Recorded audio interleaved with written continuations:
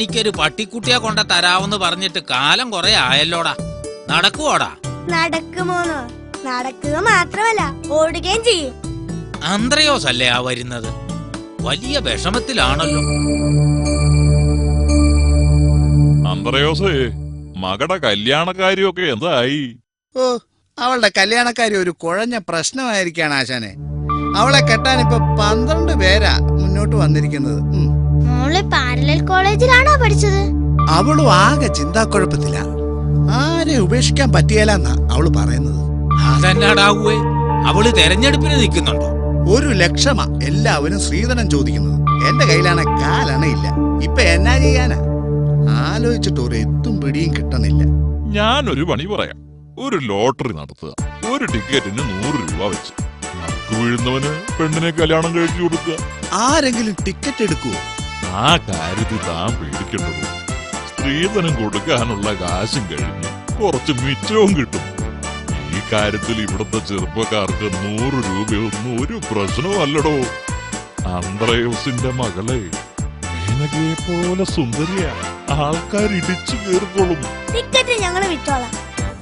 ഇതാ മാരിവില്ലിന്റെ ചാരുതയിൽ പനിനീർ പൂവിന്റെ കാന്തിയും ചന്ദനമുട്ടിയുടെ അഴകുമൊത്ത പേടമാൻവിഴി ലജ്ജാവതി അഴകിന്റെ അഴക് ദേവസുന്ദരി ദേവി ശ്യാമള നിങ്ങളെ മാടി മാടി വിളിക്കുന്നു.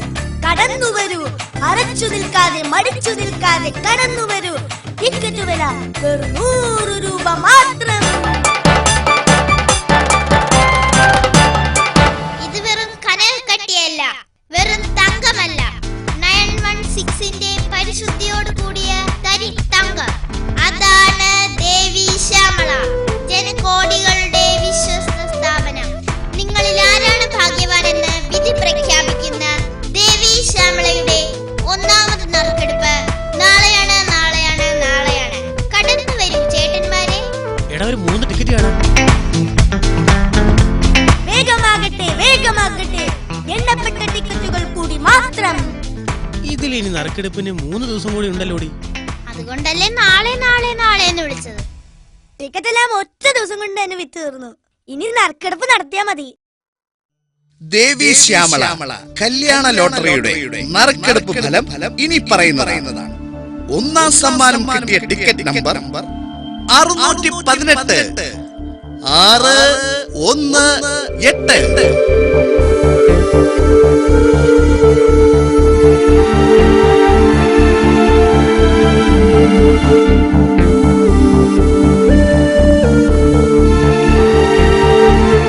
ഒരു നമ്പറിന്റെ വ്യത്യാസത്തിലാ എനിക്ക് അവളെ നഷ്ടമായത്.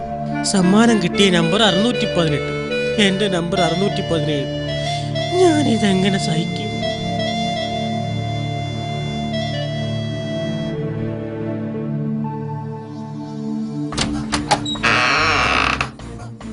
അല്ല, ഇതാര്? നീ എന്നടാ രാവിലെ ഇവിടെ വന്ന് കുത്തിയിരിക്കുന്നത്? 1ാം സമ്മാനവും കിട്ടിയില്ല. വല്ല പ്രോത്സാഹന സമ്മാനവും മറ്റോ ഉണ്ടെങ്കിൽ